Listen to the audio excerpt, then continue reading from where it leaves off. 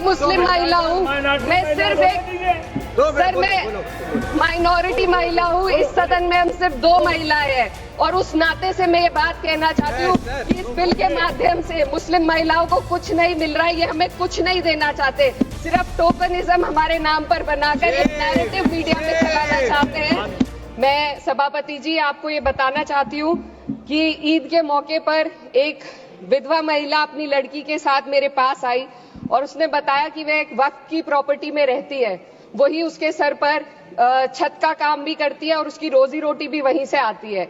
वो इस बिल को लेकर इतनी फिक्रमंद थी कि कहीं उससे वो उसकी संपत्ति ना छीन ली जाए। वो अकेली एक ऐसी महिला नहीं है, ऐसे लाखों लोग हैं जो वक्फ की गरीब महिलाएं जो वक्फ की संपत्ति से अपना रोजगार चला रहे हैं। और ये जो वक्फ बाय यूजर क्लॉज के हटाने से लाखों वक्फ की जायदाद अपना स्टेटस खो देंगी और लाखों लोग इसी तरीके के लोग सड़कों पर आ जाएंगे।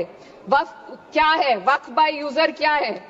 इसका ये मतलब है कि कोई जायदाद अगर सालों से दीन और भलाई के कामों के लिए इस्तेमाल हो रही हो तो वो खुद ब खुद वक्फ मानी जाएगी। हिंदुस्तान की अदालतों ने भी इस बात को तस्लीम किया है।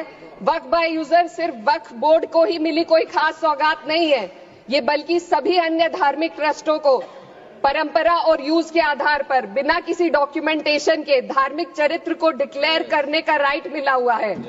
भारत के संविधान के आर्टिकल 13 क्लॉज 3 में कस्टम और यूसेज को कानूनी वैधानिकता प्रदान करता है। इसी आर्टिकल से वक्फ बाय यूजर भी निकला गया है। इस बिल के कानून बनने पर वक्फ बोर्ड तो इस प्रोविजन से हाथ धो बैठेगा, लेकिन अन्य धार्मिक ट्रस्टों को यह सुविधा जारी रहेगी। इससे भारतीय संविधान के आर्टिकल 14 और 15 का सीधा उल्लंघन है, जो धर्म और जाति के आधार पर भेदभाव और कानून के सामने सभी की बराबरी पर जोर देता है।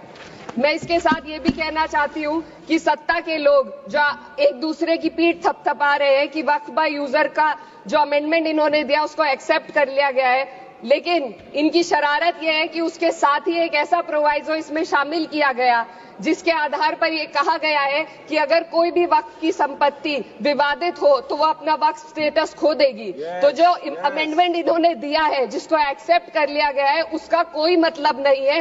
ये इनकी नीयत है जो साफ जाहिर हो रही है। सोने पर सुहागा एक काम और किया है, सरकार ने वक्फ की कानून के सेक्शन 107 को हटाकर लिमिटेशन एक्ट में 12 साल तक ही किसी के खिलाफ अदालत में जाने का प्रोविजन है। सेक्शन 107 में बोर्ड को लिमिटेशन एक्ट से राहत मिली हुई थी। वक्फ बोर्ड कभी भी अवैध कब्जाधारियों के खिलाफ अदालत जा सकता था। अगर ये सेक्शन ना हो तो अवैध कब्जा करने वाले लोग कानूनी प्रक्रिया का फायदा उठाकर वक्फ की प्रॉपर्टी को हड़प सकते हैं।